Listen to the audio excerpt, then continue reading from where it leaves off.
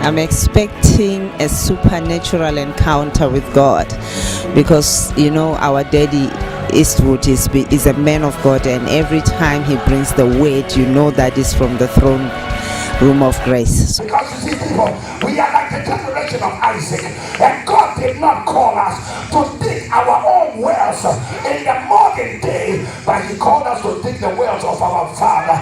That is why they don't just call him the God of Isaac, but they call him the God of Abraham before the God of Isaac. And it doesn't stop there, but the God of Jacob. And I pray in the name of Jesus, may our generation, which is the Isaac generation, sandwiched between Abraham and Jacob, I see us in the midst of the precipice. I see us in a place.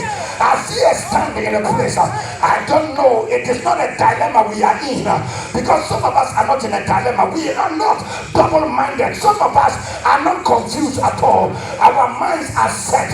Our eyesight is restricted to one thing, that we are looking at Jesus. I believe that it's going to be powerful. I'm expecting that my life will never ever be the same, that God will touch me. My heart is ready for more of His anointed. And I believe that after this conference, Almighty God I'm serving will use me mightily. That's what I'm expecting from God. And I'm expecting more and more in this Extra Oil conference.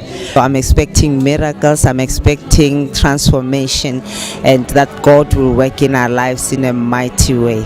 And it is now or never.